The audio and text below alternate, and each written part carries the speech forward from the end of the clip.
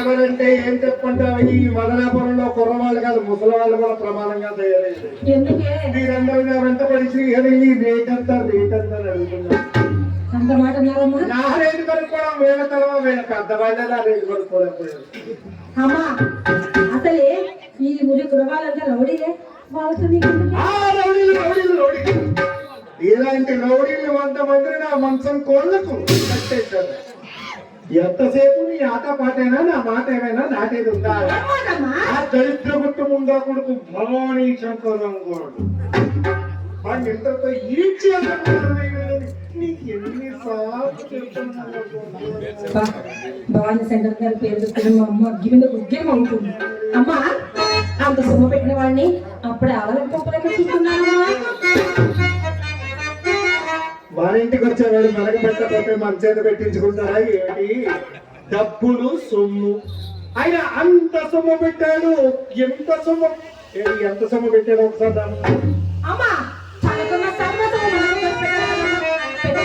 మర్చిపోయింటావు. నేను చెప్తాను ఆదరించి ఈనాడు నడిపించి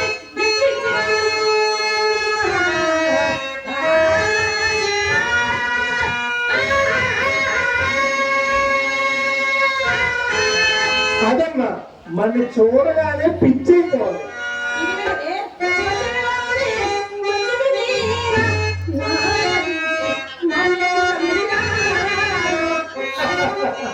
మాన్యాలు అమ్మించడానికి 4 రోజులు పెట్టిందా? అది నేనైతే మధ్యాహ్నం గమనించేదా. కొన్ని ఎక్స్పీరియన్స్ నాకు లేదులేమ్మా.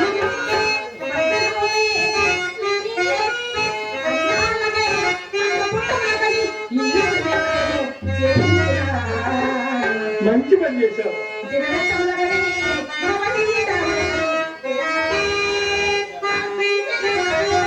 ఓ అమ్మాయి అన్ని ఆడిపోయావే.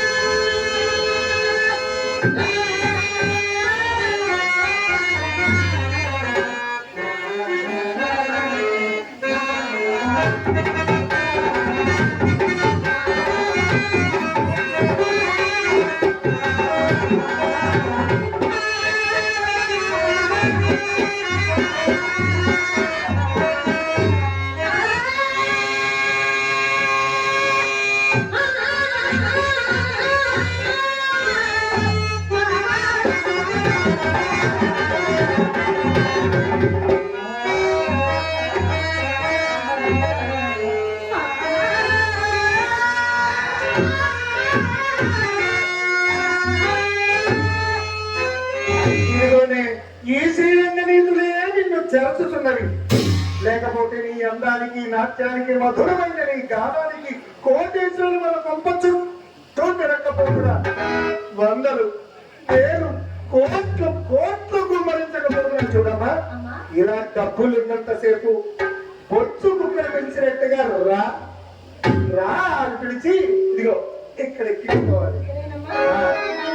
డబ్బులు అయిపోగానే బొచ్చు కుక్కని జాగ్రత్తగా కిందకి దించేసేసి గచ్చి కుక్కను కొట్టని కొట్టి పడిపోతుంది. నీవు నా వయసు ఉన్నప్పుడు సానివర్తి ఇలాగే చేసావంటే మగలాపురం అంతా మానవ ఎందుకు ఎండ వేడి లక్షణంగా ఒక్క మగాడితో ఇంట్లో కాపురం చేసి ఎదిగినట్టే ఎప్పుడు మన ఇంట్లో 2 మంచాలు మంచాలకి ఇరువుకరం ఎందుకంటున్నాయే? మంచాలు ఎందుకంటది? మంచాలే వాళ్ళ వృత్తికి మదుపు. మన ఇంటికి ఎంతమంది వచ్చేవాళ్ళకున్నాం? యాక్టర్లు, డాక్టర్లు, వైద్యులు, శాంతాలు, గ్రామాలు, జైలు నుంచి విడుదల ఖైదీలు కూడా మన ఇంటికి వచ్చేవాళ్ళు. జైలు నుంచి ఖైదీలు మన ఇంటికి ఎందుకే వాళ్ళు? జైల్లో బాగా పని చేయిస్తారే, రాళ్ళు కొట్టి ఎంత బాగా అనుభవం ఉందో. ఎన్ని రాళ్ళు కొట్టాడో మహానుభావుడు. చూడు, రాళ్ళు కొట్టిన తర్వాత సూపరింటెండెంట్ గారు బాగా పనిచేసేవయ్యా, మంచి మంచి భవిష్యత్తు ఉందని ఇలా డబ్బులు ఇచ్చి పంపిస్తారు. సూపరింటెండెంట్ గారు, జైలు సూపరింటెండెంట్ గారు ఆడదానికి బాగా వాచిపోయి ఇస్తారేమో. సరే, ఇలాంటి డబ్బులు తీసుకొచ్చి మనకి జమ చేసి పోయేవాళ్ళే. నిత్యం వచ్చే పోయేవాళ్ళతో మరి ఎప్పుడు తిరుపతి దేవస్థానం మరియు చౌకీలో రోజుల్లో నేను వయసులో ఉండేటప్పుడు ఏం చేశానో చెప్తాను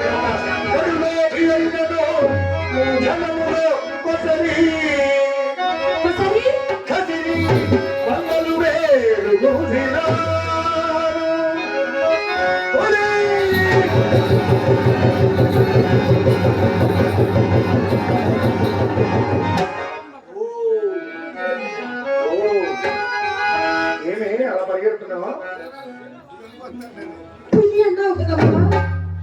పులి అంటే నేను పాల రాకుండా సీతం పెడతాది ఇలా ఉన్నాను అనుకున్నా పుల్లు పులి అంటే అక్కడ తెచ్చాడు పుల్లే కాదు ఈ మదనాపురంలో పుల్లే బతికే మహానుభావులు చాలా మంది ఉండేవారు.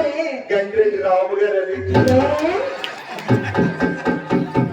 గంగిరెడ్డి రావు గారు అనుకునేవారు సార్. మీసాలు పెంచుకొని మీసాలకి సంపంగి రాసుకొని సిల్క్ మంచి సిల్క్ దాచి సిల్క్ సరిగ్గా పై వేసుకొని ముళ్ళు కల చేత పట్టుకొని తొలి మంది మహానుభావులు రామచ్చేవాడంటే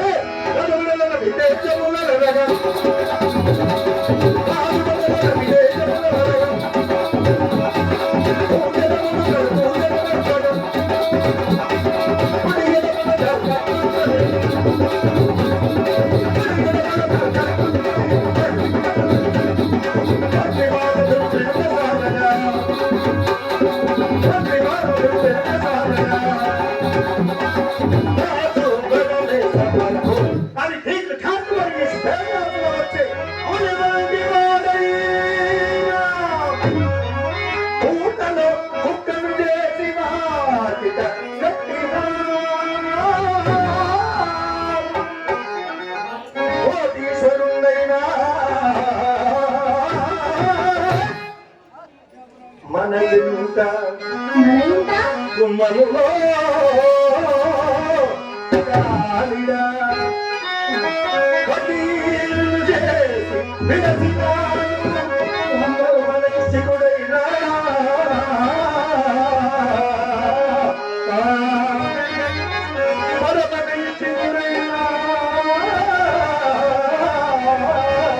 పరమనైసికుడైన బడదోసి నోటలు పెట్టి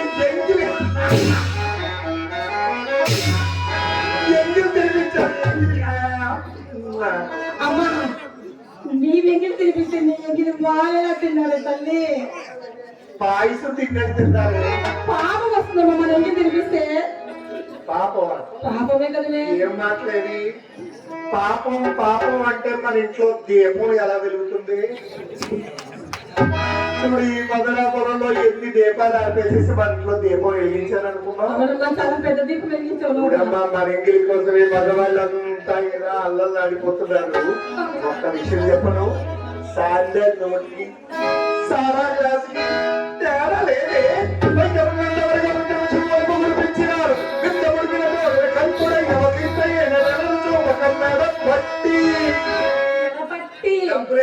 మహానుభావుని మెడబెట్టి